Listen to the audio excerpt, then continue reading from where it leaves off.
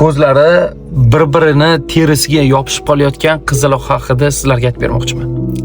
Uning ismi Humayra. 2024-yil o'tgan yili dunyoga kelgan. Atigi 11 oyli. Bilasizlarmi? Unda tug'ma koloboma. Ya'ni ko'zini yuqori qovog'ini kolobomasi deydi. Bu ko'zi terisi bir-biriga yopishib qolish degani. O'tgan yilning o'zida uni Turkiyaning Istanbul shahrida Mediapol va yana bir nechta klinikalarga olib borib, ko'rsatib, tekshiruvdan o'tkazishgan. Va 11 oydan beri hozirda davolanib kelmoqda.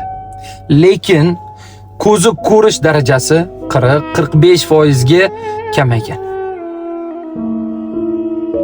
Agar Humayrani biz zudlik bilan operatsiya qilmasak, uni ko'zlari ko'r bo'lib qolishi mumkin. Dunyoni ko'rishdan to'xtashi mumkin. Tasavvur qiling, ko'zlaringizni 4 soniyaga, atigi 4 soniya shunday ko'zingizni yumib, ichki hissiyotingizni, chuvstvingizni his qilib ko'ring. Bu juda ham qiyin narsa. Biz bitta qizaloqni, bitta qizchani ko'zlarini, hayotini saqlab qolishimiz mumkin. Qo'lingizdan kelganicha 1000 so'mmi, 2000 so'mmi, 5000 so'mmi farqi yo'q. Ataganingizcha shu qizchaga ehson qiling. Agar menda mablag' yo'q desangiz, shu videoga yordam qiling. Bitta like, bitta kommentariy, duo, istoriya qo'yib, ehson qila oladigan 5 ta do'stingizga shu videoni yuborib qo'ying. Men hozir o'zimni uyimdan salkam 300-400 kilometr uzoqlikda Farg'ona shahridan sizlarga video murojaat qilyapman. Ko'rishingiz mumkin. Bitta narsani sizlardan so'rayman. Shu qizchani ko'zlarini saqlab qolaylik.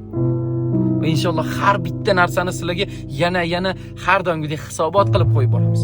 Tez orada bu qizaloqimizni bizni dunyoning eng mashhur bo'lgan Dunyo Go'zal klinikasi Istanbulning o'zida Turkiyaga olib borib bu qizaloqimizni operatsiya qilamiz. Har bitta narsani sizlarga qo'yib ko'rsataman. Faqat sizlar ham qo'llab boringlar. Faqat shuni so'rayman. Hammaga rahmat.